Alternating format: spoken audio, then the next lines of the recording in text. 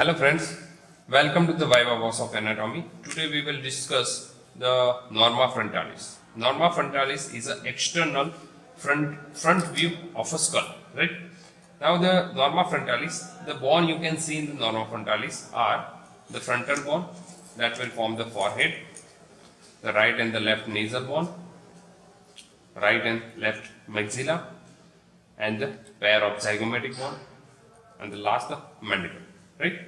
The mandible bone we will see as a separate bone. We will not include in the Norma Frontalis. So we will discuss this Norma Frontalis under four headings. That is, the first the frontal region, second the orbital opening, third anterior pyriform shaped bony aperture of a nose, and the lower part of a face. Okay. Starting with the frontal region. The frontal region formed by the frontal bone. It shows the following feature. The first, superciliary arch. Superciliary arch is a rounded curved eminence which is situated on the superomedial side of an orbital opening. Right? This is a superciliary arch. Now between the superciliary arch in the median region there is one small elevation which is known as a glabella, right? Now the immediate below the glabella here, this point is known as a nasion, right? So the what is actually the nasion? See this frontal bone below in the middle part, it articulates with the nasal bone at a frontonasal suture, and the two nasal bone united with each other at an internasal suture. So the junction of a frontonasal suture and the internasal suture is known as a nasion, right? Now the last part in the frontal region, above the superciliary arch, you can see the low rounded elevation. This is known as a frontal tuber or frontal eminence. Okay, so this is the frontal region, the first part. The second is the orbital opening. The orbital opening is quadrangular in the shape. So it is having the four margin: supraorbital margin, infraorbital margin, medial margin, and the lateral margin. First, the supraorbital margin, it is formed by the frontal bone. At the junction of the medial 2/3 and the lateral 1/3, it will show the supraorbital notch, or in some bone, the supraorbital foramina. Right? Now, the second, infraorbital margin. Infraorbital margin is formed laterally by the zygomatic bone and medially by the maxilla bone. Third, the medial orbital margin. Medial orbital margin, above it is formed by the frontal bone, you can see here, and the below here it is formed by the frontal process of a maxilla bone. This way.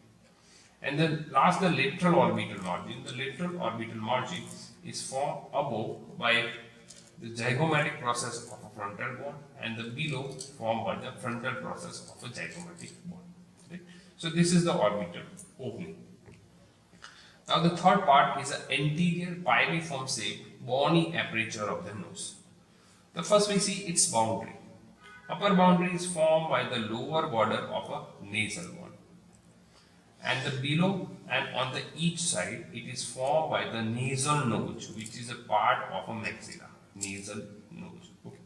Now we see the feature of this aperture. First, the nasal bone. The nasal bone is articulate anteriorly with each other at an internasal suture. The posteriorly it articulate with the frontal process of a maxilla. Superiorly articulate with the frontal bone, and inferiorly with the upper nasal cartilage, which is not seen over here. Right? Now, in the lower part between the two nasal nodes, median region, there is one prominence projectile part which is known as a anterior nasal spine. This is anterior nasal spine. Okay. So this is the anterior bony aperture of the nose. Now the last part, that is the lower part of the face. That includes the maxilla, zygomatic, mandible. As I earlier said, the mandible we will see separately. Only we discuss the maxilla and the zygomatic part. Now this maxilla bone, its anterior surface will show the following feature. First, the nasal notch that we have discussed. Anterior nasal spine also discussed. Now the additional thing. Here you can see the 1 centimeter below the infraorbital margin, one foramina. This is known as an infraorbital foramina. Infraorbital foramina that lies on the anterior surface of a maxilla bone. Now, above the incisor teeth, the maxilla bone anterior surface will show one fossa depression. This is known as an incisive fossa. And the lateral to the canine eminence. This canine eminence is produced by the canine teeth. Okay, and lateral to the canine eminence, another fossa which is known as a canine fossa. So these are the feature of the anterior surface of a maxilla. Now, the maxillar bone is having a four process. Out of the four process in the Norma Frontalis, you can see the three process. The first process is going toward the frontal one. This is the frontal process of a maxilla. The frontal process of the maxilla articulate anteriorly with the nasal bone, posteriorly with the lacrimal bone, superiorly with the frontal bone. Okay, the first frontal process.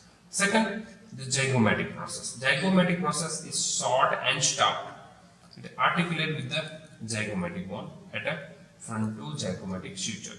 And the third is the alveolar process. This one. Alveolar process will contain the socket which lodges the upper alveolar process. So these are the three processes you can see in the Norma Frontalis. The fourth one you can see in the Norma Nasalis, that is the palatine process. Now the last part, in the lower part of a face, that is the zygomatic bone. The zygomatic bone will form the prominence of the cheek. Right? Prominence of the cheek. Now on the surface of the zygomatic bone, you can see one foramina. This is known as the zygomaico-facial foramina. Right? Now, which are the possible suture you can see in the Norma Frontalis? Yes. First, the frontal nasal suture, internasal suture, nasomaxillary suture, lacrimomaxillary suture, zygomatico-maxillary suture, intermaxillary suture. Now, we see the attachment and the structure passing through the foramina. The first, corrugated superciliary muscle takes origin from the medial part of a superciliary arch, corrugated superciliary. Second, the procerus. Procerus will arise from the anterior part of a nasal bone, the procerus. The third, orbital part of orbicularis oculi. It will take origin from the frontal process of the maxilla and the nasal part of a frontal bone from here, orbicularis oculi. Now the next, medial palpebral ligament, it also attached to the frontal process of the maxilla between the two parts of a orbicularis oculi, medial palpebral ligament.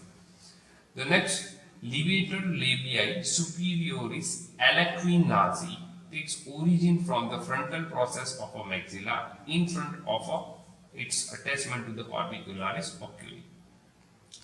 The next, levator labii superioris takes origin from the anterior surface of the maxilla between the infraorbital margin and infraorbital foramina. Now, this nasal notch provides origin of a nasalis and the depressor septi muscle. Nasalis, depressor septi. Below the depressor septi, this incisive fossa gives origin to the incisivus. The next, this canine fossa takes origin of a levator anguli oris muscle. Levator anguli oris. Now, the zygomaticus major and the minor takes origin from the anterior surface of the maxilla. Zygomaticus minor originate below the zygomatico-facial foramina and the zygomaticus major lateral to it. And the last, the buccinator muscle. The buccinator muscle takes origin from the adjacent side of a maxilla and the mandible opposite the molar tooth. Buccinator muscle. Now we see the structure passing through the foramina. The first, supraorbital foramina or a nose passes the supraorbital nerves and the vessel. Infraorbital foramina transmit the infraorbital nerves and vessels. The zygomatico-facial foramina transmit the zygomatico-facial nerve and the minute artery. So this is all about the Norma Frontalis. Thank you. If you like this video, like it and share with your friends. And to get the regular update on the anatomy videos, please subscribe to our channel and click on the bell icon.